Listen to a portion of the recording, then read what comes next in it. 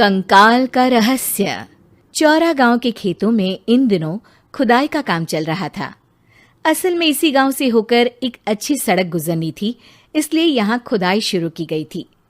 अचानक एक दिन खुदाई करने वाली मशीन से कुछ टकराता है। बाद में जब खोजबीन की जाती है तो वहां से 2 कंकाल मिलते हैं। पुलिस गांव के लोगों से पूछताछ शुरू करती है।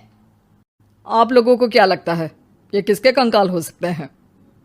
अरे साहब, हमें क्या पता ये किसके कंकाल है, आप ही लोग पता लगाइए। हम लोग तो बहुत ज़्यादा डरे हुए हैं। हाँ, हमारी फॉरेंसिक टीम अभी आ रही है। ये बताओ कि इस गांव के रहने वाला कोई जोड़ा गायब तो नहीं ना? क्योंकि शुरुआती जांच में तो ये बात सामने आ रही है कि एक कंकाल किसी पुरुष का है तो एक किसी महिला का। साहब, हमें तो बहुत डर लग रहा है। ऐसे कंकाल मिलने का मतलब गांव के आसपास ही किसी की हत्या हुई है या फिर किसी को जलाकर मार डाला गया है।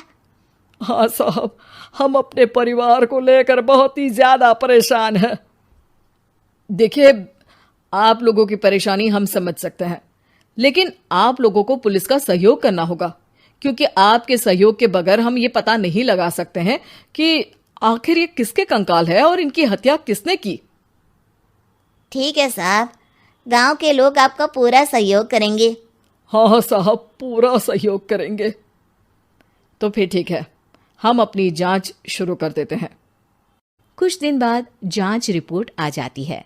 पता चलता है कि ये कंकाल करीब 20 साल पुराने हैं, यानी 20 साल पहले किसी जोड़े की हत्या कर शव को यहाँ पर दबा दिया गया था। इंस्पेक्टर राघव, ये बताओ कि 20 साल पहले की मर्डर मिस्ट्री क्या अब सुलझ सकती है? हाँ सर, क्यों नहीं।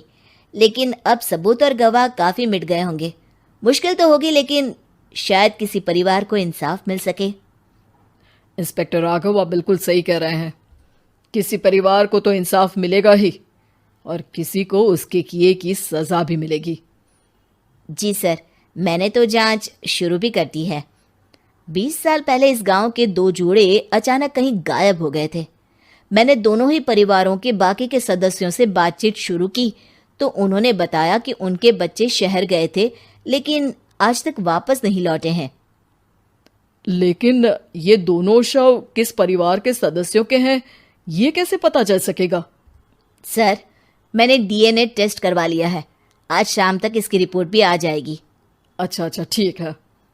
उसी शाम को सर, डीएनए रिपोर्ट के मुताबिक ये दोनों ही लाशें चौरा गांव के रहने वाले प्रधान सुल्तान सिंह के बेटे और बहू की है। लेकिन इनकी हत्याएं किसने की है, ये कैसे पता लगेगा? इसी का तो पता लगाने की कोशिश में जुटा हूं सर। आज सुल्तान सिंह से मिलने भी जा रहा हूं। मेरा बेटा और बहू तो मेरे लिए सिर्फ यादों में ही रह गए थे। हमें उनकी लाशें तक नहीं मिल सकी थी। आज 20 साल बाद उनके कंकाल मिले हैं। मैं अब किसके लिए जीऊं?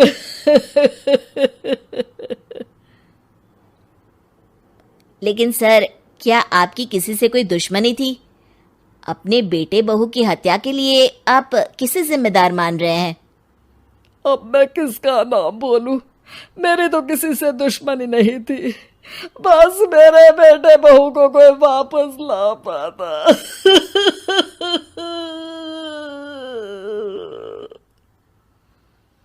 इसके बाद सुल्तान सिंह फूट फूट कर रोना शुरू कर देते हैं। सर, अब आप इनका अंतिम संस्कार करवा सकते हैं। कम से कम इनका शरीर ना सही, इनका कंकाल तो आपको मिला है। लेकिन हाँ, अगर आपको कुछ भी याद आए तो जरूर बताइएगा। मेरी तो बेटा अब उम्र हो गई है, लेकिन मेरे बेटे और बहू के हत्यारों का जरूर पता लगाइएगा, क्योंकि जब तक हत्यारे पकड़े नहीं जाएंगे मेरा मन नहीं मानेगा। सर, हमारी पूरी कोशिश रहेगी हत्यारे को पकड़ने की।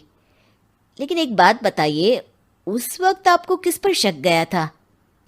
उस वक्त मेरे एक ड्राइवर को पकड़ा गया था, लेकिन सबूतों के अभाव में उसे छोड़ दिया गया था। अच्छा, और ड्राइवर पर कैसे शक हुआ था? क्योंकि उस दिन ड्राइवर छुट्टी पर था। उस समय लेकिन लाश क्यों नहीं मिल सकी थी? उस वक्त पुलिस ने बहुत कोशिश की थी, लेकिन दोनों की डेड बॉडी नहीं मिल सकी थी। ठीक है, हमारी तफ्तीश चल रही है, मैं फिर आऊंगा। इसके बाद इंस्पेक्टर वहां से चला जाता है और सुल्तान सिंह अपने बेटे और बहू की याद में खो जाते हैं। कुछ दिन बाद सुल्तान सर, एक बात बताइए, जब आपके बेटे बहू की हत्या हुई थी, उसी के आसपास आपके ही गांव का रहने वाला एक और जोड़ा उसी वक्त गायब हो गया था ना? हाँ सर, अलका और अभिषेक, वो भी मेरे बच्चों जैसे ही थे। तो फिर वो कहाँ है? उनका भी आज तक पता नहीं चल सका, लेकिन बताते हैं कि कुछ साल पहले अभिषेक को गांव के ही किसी आदमी ने मुंबई में देखा था, लेकिन फिर वो गायब हो गया। यानी अभिषेक और अलका की हत्या नहीं हुई थी, बल्कि उन्होंने किसी वजह से खुद ही गांव छोड़ दिया था। हाँ, हो सकता है, क्योंकि अभिषेक मेरे बेटे संतोष का अच्छा दोस्त था और उसका मेरे घर भी आना जाना लगा रहता था। हो सकता है कि उसने मेरे बेटे और बहू के बारे में सुन लिया हो और ये गांव छोड़ दिया हो सकता है। उनके परिवार का कोई अब नहीं रहता क्या इस गांव में? अब तो कोई नहीं रहता। एक चाचा थे, लेकिन उन्होंने भी अपना पुश्तैनी मकान बेच दिया है। वो भी अब कहीं शहर में ही बस गए हैं। ओह, अभिषेक और अलका के बारे में भी पता लगाना होगा। हो सकता है कि वही इस हत्या के बारे में कुछ बता सके। हो तो सकता है, लेकिन वो बेचारे तो खुद ही वक्त के मारे थे, वो क्या बताएंगे। फिर भी सर, जब केस दोबारा खुला है तो जांच तो करनी ही पड़ेगी, और इस बार तो लाशें भी बरामद हुई है। कुछ दिन तक लगातार तफ्तीश चलती रही। एक दिन थाने से सुल्तान सिंह को फोन आता है। हाँ, कौन बोल रहा है? सर, मैं कांस्टेबल तुलाराम बोल रहा हूँ थाने से। आपको थाने आना पड़ेगा। थाने? लेकिन क्यों? सर, किसी की पहचान करवानी है। अच्छा ठीक है, मैं दोपहर तक पहुंचता हूँ। सुल्तान सिंह दोपहर में थाने पहुंचता है। कई पुलिस के अधिकारी वहां मौजूद रहते हैं। सर, आपके बेटे की हत्या का रहस्य आज शायद सुलझ जाए। अच्छा इंस्पेक्टर राघव, पर वो कैसे? सर, उस आदमी को देखिए, क्या वही अभिषेक है? सुल्तान सिंह की आंखों में हैरानी से आंसू आ जाते हैं। हाँ सर, यही अभिषेक है। ये आपको कहाँ से मिला? सिर्फ अभिषेक ही नहीं, बल्कि इसकी पत्नी अलका भी इसके साथ है। मैडम, जरा अभिषेक की पत्नी को लाइए। जैसे ही अलका को पेश किया जाता है, सुल्तान सिंह जमीन पर गिर जाते हैं। सुल्तान सर, क्या हुआ आपको? आप अलका को देखकर गिर क्यों गए? सुल्तान सिंह सर पकड़कर बैठ जाते हैं। ये अलका नहीं, बल्कि ये तो मेरी बहू रितु है। पूरा थाना एक दूसरे का मुंह देखने लगता है। क्या? इसके बाद हर किसी को दो कंकाल और हत्या का रहस्य समझ में आ गया। अभिषेक और रितु ने मिलकर संतोष और अलका की हत्या की थी और लाश को जमीन के नीचे दबा दिया था।